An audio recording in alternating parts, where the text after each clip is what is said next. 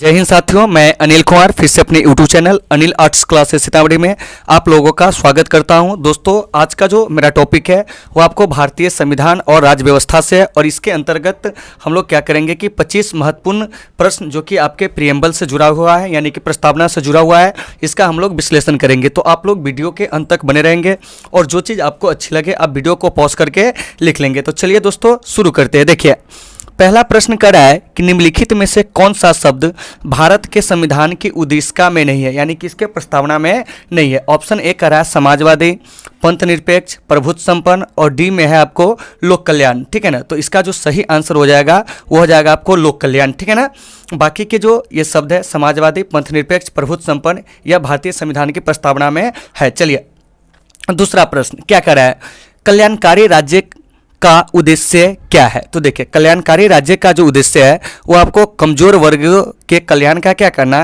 प्रबंध करना। और आप जानते होइएगा कि हमारे भारतीय संविधान के जो भाग 4 है उस भाग 4 में क्या है कि आपको राज्य के जो नीति निर्देशक तत्व है इसकी चर्चा की गई है। ठीक है ना, तो राज्य की जो नीति निर्देशक तत्व है इसका उद्देश्य ही था क्या कि भारत को एक लोक कल्याणकारी राज्य बनाना। ठीक है ना, और इस राज्य के नीति निर्देशक तत्व का जो उल्लेख है भारतीय संविधान के अनुच्छेद 36 से लेकर 51 तक में। तो इन सारे चीज़ों को आपको क्या कर लेना है कि वीडियो को पॉज करके देख लेना। चलिए, तो 2 का सही आंसर हो जाएगा आपको बी। चलिए 3 में क्या करा है कि भारत को एक गणराज्य मुख्य रूप से माना जाता है। ठीक है ना, क्यों माना जाता है। तो देखिए, पहला ऑप्शन ए कह रहा है राज्याध्यक्ष का चुनाव होता है, उसे 15 अगस्त 1947 को स्वतंत्रता मिली थी, उसका अपना लिखित संविधान है, उसकी सरकार संसदीय प्रणाली के अनुसार है। तो देखिए, तो इसका जो सही आंसर हो जाएगा वो हो जाएगा आपको ए, राज्याध्यक्ष का चुनाव होता है। क्योंकि आप जानते होइएगा कि भारत 26 जनवरी 1950 को क्या हुआ था कि आपको दुनिया के सबसे बड़े गणतांत्रिक देश बना था। ठीक है ना, और गणतंत्र का मतलब ही होता है जहां पर आपको राज्याध्यक्ष का क्या हो, चुनाव हो। तो 3 का जो सही आंसर होगा वो आपको ए हो जाएगा। 4 में देखिए क्या कह रहा है, भारत संविधान की प्रस्तावना के सिलसिले में निम्नलिखित में से कौन सा क्रम जो है सही है। ठीक है ना, यानी कि प्रस्तावना में कौन सी बातें पहले कही गई इसके बारे में आपको चर्चा करना है। तो देखिए, तो इसका जो सही आंसर हो जाएगा वो आपको हो जाएगा डी, यानी कि सार्वभौम, सत्ता संपन्न, समाजवादी, धर्मनिरपेक्ष। ठीक है ना, और आपको जनवादी, गणतंत्र। तो 4 का सही आंसर हो जाएगा आपको डी। और एक चीज़ याद रखिएगा कि भारतीय संविधान की प्रस्तावना में अब तक मात्र एक ही बार संशोधन हुआ है और यह संशोधन आपको कब हुआ था, तो वर्ष 1976 में हुआ था। ठीक है ना, संविधान में 42वें संविधान संशोधन के द्वारा। चलिए अब हम आगे चलते हैं, आगे क्या कह रहा है। देखिए 5वां नंबर प्रश्न क्या कह रहा है, देखिए कह रहा है कि भारतीय संविधान की प्रस्तावना में लिखित हम भारत के लोग से क्या अर्थ निकलता है। तो देखिए ऑप्शन ए कह रहा है भारतीय गणराज्य की प्रभु सत्ता जनता में निहित है। दूसरा कह रहा है कि संविधान का निर्माण भारत की जनता के द्वारा हुआ है। तीसरा कह रहा है संविधान निर्माता भारत की जनता का प्रतिनिधित्व करते हैं। भारत का संविधान भारत की जनता की सहमति पर आवश्यक है। तो 5 का जो सही आंसर हो जाएगा वो आपको बी हो जाएगा, संविधान का निर्माण भारत की जनता द्वारा हुआ है। ठीक है ना, तो 5 का सही आंसर बी हो जाएगा। और वैसे भी ये जो प्रस्तावना की भाषा है वो आपको भारतीय संविधान में ऑस्ट्रेलिया के संविधान से क्या है, प्रेरित है, जबकि हमारे संविधान में प्रस्तावना का विचार जो लिया गया है अमेरिका से, लेकिन इसकी जो भाषा है वो आपको ऑस्ट्रेलिया से लिया गया। तो इन दोनों चीज़ों में आपको क्या करना है कि डाउट में नहीं रहना है। ठीक है ना, और बढ़िया से इसको क्लियर कर लेना। चलिए 6ठा नंबर प्रश्न क्या कह रहा है, सुनिए, कह रहा है कि 42वें संविधान संशोधन द्वारा प्रस्तावना में निम्नलिखित में से कौन शब्द जोड़ा गया है। तो देखिए 42वें संविधान संशोधन के द्वारा भारतीय संविधान की प्रस्तावना में क्या हुआ था कि आपको 3 शब्द जोड़े गए थे। ठीक है ना, देखिए एक आपको समाजवादी, ठीक है ना, एक है राष्ट्र की अखंडता, ठीक है ना, और एक जो है पंथ निरपेक्ष। तो देखिए इसमें ऑप्शन ए कह रहा है लोकतांत्रिक, बी कह रहा है न्याय, सी कह रहा है समाजवाद, डी कह रहा है राजनीतिक। तो इसका जो सही आंसर हो जाएगा वो आपको सी हो जाएगा, समाजवाद। क्योंकि 42वें संविधान संशोधन 1976 द्वारा समाजवादी, ठीक है ना, इसके अलावा राष्ट्र की अखंडता और पंथ निरपेक्ष शब्द को जोड़ा गया था। तो 6 का सही आंसर सी हो जाएगा। 7 में देखिए कह रहा है कि भारतीय संविधान की आत्मा किसे कहा जाता है। तो देखिए भारतीय संविधान की जो आत्मा है वो आपको प्रस्तावना को कहा जाता है। किसको कहा जाता है, प्रस्तावना को। चलिए 8वां नंबर प्रश्न क्या कह रहा है, ध्यान से सुनेंगे। देखिए क्या कह रहा है, भारत में लौकिक सार्वभौमिकता है क्योंकि संविधान की प्रस्तावना प्रारंभ होता है किस चीज़ से, ठीक है ना। तो देखिए संविधान की प्रस्तावना जो शुरू होता है हम भारत के लोक शब्दों से। और एक चीज़ याद रखिएगा कि भारतीय संविधान की प्रस्तावना में भारत शब्द का उल्लेख जो है 2 बार है, ठीक है ना। जैसे देखिए हम भारत के लोग, भारत को, इसके बाद भारत शब्द का उल्लेख कहीं भी नहीं है, ठीक है ना। तो कभी कभी आपसे एग्जाम में प्रश्न पूछ लेगा, ठीक है ना, कि संविधान की प्रस्तावना में भारत शब्द का उल्लेख जो है वो आपको कितने बार है। तो भारत शब्द का उल्लेख जो है वो आपको 2 बार है, ठीक है ना। चलिए तो 8 का सही आंसर हो जाएगा ए, हम भारत के लोग शब्दों से, ठीक है ना।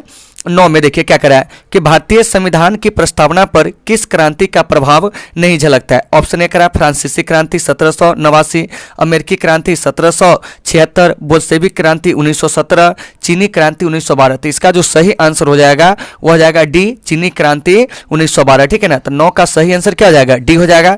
चलिए 10 में क्या करा है कि मूल भारतीय संविधान के अनुसार भारत एक डॉट डॉट है। तो देखिए मूल भारतीय संविधान के अनुसार भारत एक प्रभुत्व संपन्न और लोकतंत्रात्मक गणराज्य है। क्योंकि हमारा भारतीय संविधान जब 26 जनवरी 1950 को लागू हुआ था तो इसकी प्रस्तावना में क्या था कि इन्हीं सारे शब्दों का क्या किया गया था, उल्लेख किया गया था, ठीक है ना।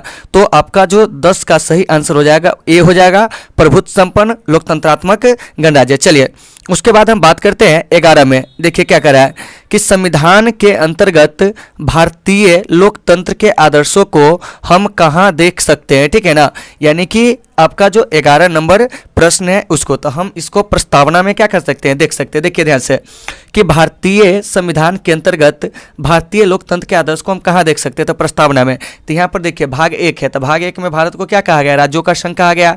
भाग 3 में मौलिक अधिकार की चर्चा, भाग 4 में राज्य के नीति निर्देशक तत्व की चर्चा है। 3 सारे चीज को भी आपको देख लेना है, नोट भी कर लेना है। तो 11 का सही आंसर आपको बी हो जाएगा। चलिए 12 में क्या करा है, 42वें संविधान संशोधन अधिनियम 1976 द्वारा प्रस्तावना में किस शब्द को नहीं जोड़ा गया है। देखिए ऑप्शन ए करा धर्मनिरपेक्ष, समाजवादी, गुटनिरपेक्ष, एकता और अखंडता। तो इसका जो सही आंसर हो जाएगा आपको गुटनिरपेक्ष, ठीक है ना। तो 12 के सी होगा, क्योंकि आप जानते होइएगा कि 42वें संविधान संशोधन 1976 द्वारा भारतीय संविधान की प्रस्तावना में क्या हुआ था कि आपको धर्मनिरपेक्ष, समाजवादी और आपको राष्ट्र की जो एकता और अखंडता इस शब्द को जोड़ा गया था। तो 12 का सही आंसर हो जाएगा सी। चलिए 13 में क्या करा है कि भारतीय संविधान ने किस प्रकार के लोकतंत्र को अपनाया है।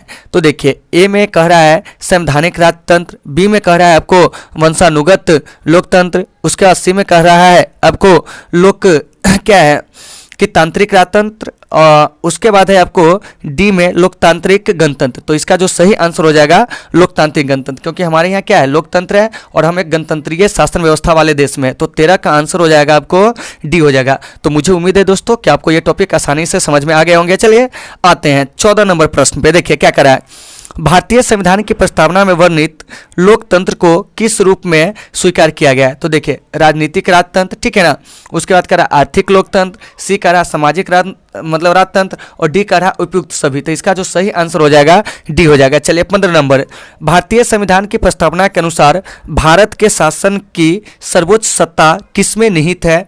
तो इसका जो सही आंसर हो जाएगा वो हो जाएगा जनता, ठीक है ना। तो आपके 12th के बोर्ड एग्जाम में भी क्वेश्चन पूछा जाता है कि भारतीय संविधान की प्रस्तावना के अनुसार भारत के शासन की सर्वोच्च सत्ता किसमें निहित है, तो यहाँ की जनता में। तो 15 का सही आंसर हो जाएगा ए। 16 में क्या करा है, भारत की संप्रभुता, एकता तथा अखंडता को अक्षुण्ण बनाए रखने तथा उसकी रक्षा करने का प्रावधान किया गया है किस चीज में। तो यह आपको प्रस्तावना में किया गया। तो 16 का जो सही आंसर हो जाएगा वह आपको ए हो जाएगा। चलिए 17 में क्या करा है, भारतीय संविधान की प्रस्तावना में जिन आदर्शों एवं उद्देश्यों की रूपरेखा दी गई है उसके आगे व्याख्या की गई है किस चीज़ों की, ठीक है ना। तो इसके बारे में जो चर्चा की गई है वो आपको मूल अधिकार, ठीक है ना, राज्य के नीति निर्देशक सिद्धांतों एवं मूल कर्तव्यों में। तो देखिए यहाँ पर बात आया मूल अधिकार का, तो मूल अधिकार हमारे पास अभी 6 है, ठीक है ना। उसके बाद राज्य के नीति निर्देशक तत्व, इसकी चर्चा संविधान के भाग जो है 4 में, और मूल कर्तव्य की चर्चा भाग 4 के कम है। तो यहाँ से इस चीज़ को आपको बढ़िया से देख लेना। तो 17 का सही आंसर